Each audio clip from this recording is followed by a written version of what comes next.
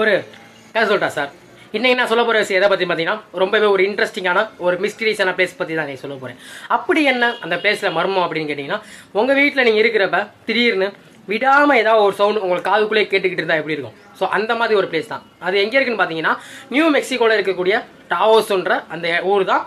இன்ன வரைக்கும் சரி அந்த ஊருக்குள்ளே இருக்க மக்களுக்கு வந்து ஹம்ன்ற ஒரு சவுண்டு வந்து விடாமல் வந்துக்கிட்டே இருக்குது. அதனால தான் அந்த ஊரோட அந்த மிஸ்ட்ரியோட பேர் வந்து டாவோஸ் ஹம்முன்றாங்க. அந்த ஊர் பேர் டாவோஸ். ஹம்முன்றது வந்து அந்த சவுண்ட். அந்த சவுண்ட் எப்படி இருக்கும்னா தொடர்ந்து ஹம்னு வந்துக்கிட்டே இருக்குமா. ஸோ அந்த சவுண்ட் எதனால எப்படி அந்த மிஸ்டரி ஏற்பட்டுச்சு, ஸோ இதை பற்றி தான் பேச போகிறோம். ஸோ அங்கே இருக்கிற 2% மக்களுக்கு மட்டும்தான் இந்த ஹம்ன்ற சவுண்டு வந்து விடாமல் கேட்டுக்கிட்டே இருக்குது. ஹம் சவுண்டு மட்டும் கிடையாது, தொடர்ந்து வெறும் இறைச்சல் இந்த மாதிரி சவுண்டு கேட்டுக்கிட்டே இருந்திருக்கு. பொதுவாக நம்ம ஊரில் இருக்கிறப்ப நைட்டானாலே ஒரு மாதிரி மயான அமைதியாக இருக்கும். அது இல்லைன்னா ஏதாவது ஒரு பூச்சிகளோட ரீங்கார சவுண்டாக இருக்கும். ஆனால் அந்த ஊரில் மட்டும் மயான அமைதின்றது என்றைக்குமே இருந்தது கிடையாது. நைட்டானாலே தொடர்ந்து ஹம்முன்ற சவுண்டோ இல்லை ஏதோ இறைச்சலோ விடாமல் வந்துக்கிட்டே இருக்குது. ஸோ இதை நான் சொல்ல போகிறேன் அந்த மிஸ்ட்ரி. ஸோ அந்த மக்கள் வந்து தினமும் இரவு நாளே ஒரு பயத்தோடையும் ஒரு விதமான அமைதியின்றி தான் இந்த வரைக்கும் இருந்துகிட்டு இருக்காங்க. ஸோ அந்த மக்கள் வந்து அங்கே இருக்கிற போலீஸை போய் ஃபஸ்ட்டு கம்ப்ளைண்ட் பண்ணுறாங்க. இந்த மாதிரி நைட்டான ஏதோ ஒரு மர்மமான சவுண்டு கேட்குது, எங்களுக்குலாம் பயமாக இருக்குது அப்படின்றாங்க. ஆனால் அந்த போலீஸ்லாம் வந்து அதை கண்டுக்கவே இல்லை ஆரம்பிச்சு. ஆனால் தொடர்ந்து வந்து நிறையா மக்கள் போய் கம்ப்ளைண்ட் பண்ண இதை பற்றி அவங்க வந்து அரசாங்கத்தில் தெரிவிக்கிறாங்க. ஸோ அந்த அரசாங்கம் வந்து அங்கே இருக்க பல்கலைக்கழகத்தில் வந்து போய் சொல்கிறாங்க. அவங்களும் போய் அந்த பல்கலைக்கழக ஆராய்ச்சியாளர்களும் போய் ஆராய்ச்சி பண்ணுறப்ப அவங்க என்ன சொல்கிறாங்கன்னா, புவியியல் மாற்றங்களால அந்த ஊரில் இருக்க புவியியல் மாற்றங்களால தான் இந்த மாதிரி ஒரு சவுண்ட் ஏற்படுது அப்படின்னு சொல்கிறாங்க. இதை நினச்சி மனோதத்துவ நிபுணர் ஸ்டீவன் என்ன சொல்கிறாருன்னா, மக்களோட மனது தான் இதற்கான காரணம் அப்படின்னு சொல்கிறாங்க. ஏன்னா மக்கள் என்ன நினைக்கிறாங்களோ அந்த ஒரு தான் இந்த மாதிரி நடக்குது, வேறு எதுவுமே இல்லைன்ட்டு அங்கே இருக்கிற மனோதத்துவ சொல்கிறாங்க. ஸோ இந்த டாவோஸ்ன்ற நகர் வந்து ஒரு பெரிய நிறைய ஹாலிவுட் ஆக்டர்ஸ்லாம் கொடுத்த நகரம். டென்னிஸ் ஹாப்பர்ன்ற ஒரு மிகப்பெரிய ஒரு ஹாலிவுட் நட்சத்திரத்தை வந்து வழங்கின ஒரு நகரம். ஸோ அந்த நகரத்தில் நடக்கிற இந்த ஒரு மிஸ்ட்ரியை பற்றி தான் இன்றைக்கி நான் உங்களோட சொல்ல போகிறேன். சரி, அந்த மிஸ்ட்ரி எதனால நடக்குது அப்படின்றது நான் சொல்கிறேன்ல, தெரியாத ஒரு விஷயத்தினால ஒரு கட்டுக்கதை இருக்கிறது வந்து சகஜம் தான். அந்த மாதிரி ஒரு கட்டுக்கதை என்ன சொல்கிறாங்க அப்படின்னா, ஏலியன்ஸ் வந்துருச்சு, ஏதோ ஒரு ஏலியன் அங்கே வந்து உலாவிக்கிட்டு இருக்கு, இல்லைன்னா ஒரு வினோதமான மிருகம் வந்து அங்கே சுற்றிக்கிட்டு இருக்கு, எங்களுக்கு பயமாக இருக்குது அப்படின்றாங்க. அங்கே இருக்கிற வயதானவர்கள் என்ன சொல்கிறாங்கன்னா, அப்பாச்சி, ஹோப்பி இப்படி போன்ற அவங்கள்ட்ட இருந்த முன்னாள் இருக்கிற பழங்குடியினர் அவங்க இறந்ததுக்கு அப்புறமும் இவங்கள்ட்ட இன்னும் பேசிக்கிட்டு இருக்காங்க. ஸோ அந்த ஒளி தான் இந்த மக்களுக்கு கேட்டுக்கிட்டு இருக்கு அப்படின்னு சொல்றாங்க. ஸோ இந்த சவுண்டை பத்தி ஒரு எக்ஸாம்பிளுக்கு எப்படி சொல்லணும் பார்த்தீங்கன்னா, 1001 படத்துல கார்த்தி அவங்களாம் வந்து சோழர்களை தேடி போறப்ப ஒரு கடைசியாக ஒரு ஊருக்குள்ள போவாங்க. அந்த ஊர்ல என்ன நடக்கணும், வித்தியாசமான ஒரு சவுண்டு கேட்கும். அந்த சவுண்டுனால அவங்க மனது பாதிக்கப்பட்டு அவங்க மிகப்பெரிய ஒரு மனநல நோயாளிய மாறி அவங்களுக்கு என்ன பண்றதுன்னு தெரியாம ஒருத்தர் தாக்கிவாங்க. ஸோ இந்த மாதிரிலாம் அந்த ஊருக்குள்ள நடந்திருக்கு. என்னன்னா ஒரே தொடர்ந்து சவுண்டு, தொடர்ந்து ஒரே இறைச்சி, அவங்க மன அழுத்தம், அவங்க யாருன்னே மறந்துருக்காது. இந்த மாதிரி விஷயங்கள் நிறைய நடந்திருக்கு. 2% பேருக்கு மட்டும்தான்.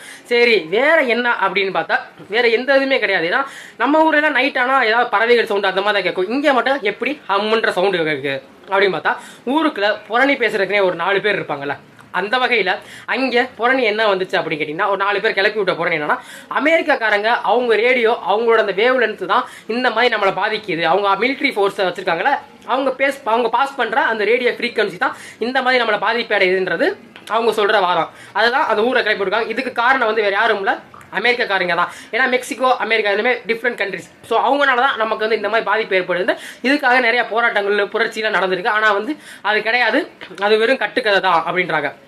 ஸோ பழங்குடியினராக இருக்கலாம், இல்லை பேயா இருக்குமா, இல்லை இந்த மாதிரி அமெரிக்காவோட இது இருக்குமா அப்படின்ட்டு எக்கச்சக்க வந்து சந்தேகம் வந்து அந்த மக்களுக்குள்ள இருந்தாலும், இதை பற்றி நான் இன்னொன்று சொல்ல வரேன். எப்படின்னா, நம்ம எல்லாருக்குமே சுஜாதான்னு ஒரு ரைட்டர் தெரியும். அவர் யாருன்னு பார்த்தீங்கன்னா, சங்கர் படத்துக்குலாம் வசனம் எழுதிட்டு இருந்தார். ஆனால் இப்போ வந்து அவர் உயிரோட இல்லை. அவர் வந்து ஒரு சூப்பர் ரைட்டர்னே சொல்லலாம். அவரோட ஸ்டோரிஸ்லாம் ரீட் பண்ணாலே செம்ம இன்ட்ரெஸ்டிங்காக இருக்கும். ஏன்னா அந்த காலத்திலேயே விஞ்ஞானத்தை சேர்த்து கலந்து எழுதின ஒரு மனிதர். எப்படின்னா விக்ரம் படம், கமல் நடித்த படத்தை வந்து அவரோட ஸ்டோரிஸ் தான். ஸோ அந்த அந்த அந்த 1970s அந்த இதுலேயே வந்து ஏரோப்ளேன்லேருந்து இது போகிறது, அதுமாதிரி ஜேம்ஸ் பாண்ட் படத்தில் வாட்ச் கிடைக்கிற கமல் படத்துக்கு வந்தது, இது எல்லாமே அந்த சுஜாதோட அந்த ரைட்டிங் ஸ்கிரிப்ட் தான். ஸோ அந்த சுஜாதா அவர் எழுதின கதையில் ஒரு கதை இருக்கும். அந்த கதை வந்து தழுவி தான் சைத்தான்ற படம் எடுத்தாங்க. அதில் வந்து விஜய் ஆண்டனிக்கு வந்து மைண்டுக்குள்ளே ஏதோ ஒரு சவுண்ட் ஓடிக்கிட்டே இருக்கும். ஸோ அந்த படத்தை அந்த ஸ்டோரியை வந்து நான் ரீட் பண்ணுறப்ப வரிசையை ரீட் பண்ணிட்டே வரோம். இது வந்து எனக்கு என் நண்பன் பிரதீப்னு ஒருத்தர் வந்து சொன்னா இந்த ஸ்டோரி தான், அதை இதை தான் அவன் தான் இதை போய் ஸ்டோரி ரீட் பண்ணி செம்மையாக இருக்கும் அப்படின்னு சொன்னதுக்கப்புறம் நான் போய் ரீட் பண்ணேன். அந்த ஆண்ட்ர ஸ்டோரி வரிசை நான் ரீட் பண்ணிட்டே வரேன். ஒரு இடத்துல வந்து என்ன அப்படி ஆயிடுச்சுன்னு பார்த்தீங்கன்னா, அவரே குறிப்பிட்டிருப்பாரு, இப்போ உங்கள் மைண்டுக்குள்ளே ஒரு சத்தம் கேட்டால் அதுக்கு நான் பொறுப்பு இல்லை அப்படின்றப்ப நான் அது வரைக்கும் வச்சுட்டேன். என் மைண்டில் வந்து இந்த ஆண்ட்ர சவுண்ட் வந்துச்சு. சரி, எப்படி என்ன ஏரியாமல் எனக்குள்ள ஒரு சத்தம் கேட்குது அப்படின்னு பார்த்தீங்கன்னா, வேற ஒன்றும் இல்லை, அந்த கதையோட நான் ஊறி போயிட்டேன். ஸோ அந்த கதையோட கேட்குறப்ப எனக்கு அந்த சவுண்ட் வந்து கேட்க ஆரம்பிச்சிருச்சு. ஸோ இதுதான் நம்ம மைண்டு தான் இதுக்கு ஒரு காரணம். அங்கே இருக்க மக்களுக்கு வந்து ஆரம்பத்துலேருந்து யாரோ ஒரு ஆளுக்கு அந்த சவுண்டு கேட்டது போக தொடர்ந்து எல்லா மக்களுமே நம்ப ஆரம்பிச்சாங்க. ஓ, நமக்கும் கேட்கும், நைட் ஆனால் இந்த சவுண்டு வரும், நைட் ஆனால் இந்த மாதிரி சவுண்டு கேட்குது அப்படின்னு அவங்களுக்குள்ள அவங்க மனது நம்பிட்ட ஒரே காரணத்துக்காக தான் அவங்களுக்கு இந்த சவுண்டு கேட்குது அப்படின்றாங்க. ஸோ அந்த மக்கள் வந்து அந்த கேட்ட மக்கள்லாம் அந்த சவுண்டை பற்றி எப்படி சொல்கிறாங்க பார்த்தோன்னா, ஒரு ஜிப்பை திறந்து மூடா எப்படி இருக்கும் அந்த மாதிரியும், திடீர்னு பூமிக்குள்ள வந்து பிளவு ஏற்பட்டா இருக்கும் அந்த மாதிரி, இல்லை ஒர்கானிக் எராப்ஷன் வந்தால் எப்படி இருக்கும் அந்த மாதிரி ஒவ்வொருத்தரும் ஒவ்வொரு பாணியில் சொல்லிக்கிட்டு இருக்காங்க.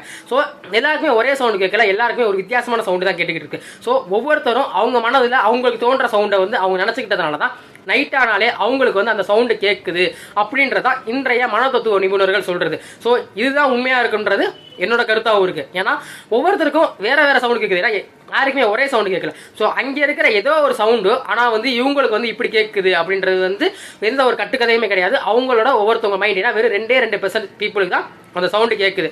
ஸோ இந்த மிஸ்டரிக்கு என்ன காரணம் அப்படின்றத வந்து இன்னைக்கு நான் உங்கள்கிட்ட சொல்லணும்னு நினைச்சேன். இருக்கிறது வந்து எந்த கட்டுக்கதைக்க முடியாது, ஒவ்வொரு கதைக்கு பின்னாடியும் ஒரு ரியல் லைஃப் இருக்கும். ஸோ வந்து மென்டலி அஃபெக்டட் அப்படின்னு கூட சொல்லலாம். அவங்க வந்து அந்த விஷயத்தை வந்து நம்பிட்டாங்க அப்படின்றதான் இந்த டாவோஸ் கம் மூலியமா நான் அவங்கள்ட்ட சொல்ல வருது அப்படின்னு சொல்லிட்டு, அடுத்து எக்கச்சக்க ஒரு மிஸ்டீரியான பிளேஸ் பற்றி நான் உங்கள்கிட்ட சொல்ல போறேன் அப்படின்னு சொல்லிட்டு, வாழ்க வளமுடன்.